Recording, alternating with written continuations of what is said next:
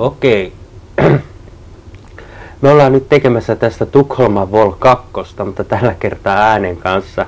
Lasissa on juomaa, no Coca-Colaa.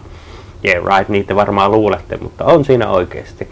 Tää on ihan hieno hytti, täällä ollaan kannella numero 18-7, laskikaa itse. Ja meidän edellisen Tukholman reissu tietysti voitte käydä katsomassa siellä. Ruudun alareunassa näkyy sitten se linkki sinne minne. Mutta me ollaan nyt matkalla tässä Tukholmaan päin, niin palataan sitten Tukholmassa astialle uudelleen ja me nähdään hetken päästä. Moikka! Täällä taas Tukholmassa Vol 2 tekemässä. Ilma on aika hyvä.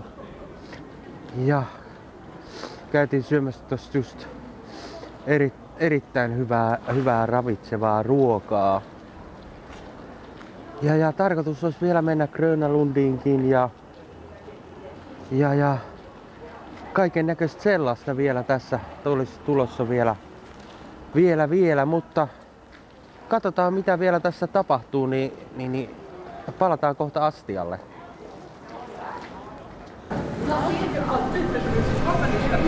Saavumme juuri Ruotsin pahamaineisille kadulle. Minäkin itse tunnen joskus olevani pahamainen. Mutta täällä graffitit täyttävät koko huoneen. Ilmapiiri on jännittynyt. Mitä seuraavaksi tapahtuu, mistä tulee pehmolelu? Ja kenen vuoro on puhua ja mitä? ICE on uusi agenttijärjestö, joka päivystää täällä Ruotsin puolella.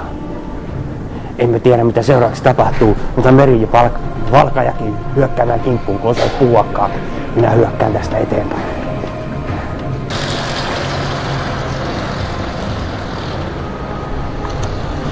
Ai niin.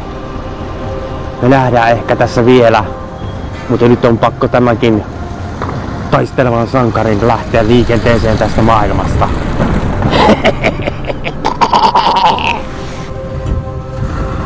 Nyt ainoa selviytymiskeinoni tässä tilanteessa on kipittää kohta laivalla, jonka pyrstö näkyy tuolta. Lähden Suomeen, siellä ei kukaan tunnista minua ruotsalaisiksi hinaajaksi. Mutta kyllä me tästä selvitään vielä. Nähdään kohta. No niin. Nyt meidän paikkamme on ainoastaan tuossa terminaalissa oleva laiva. Sinne meidän pitää tästä kohta matkata ja kadota Suomeen.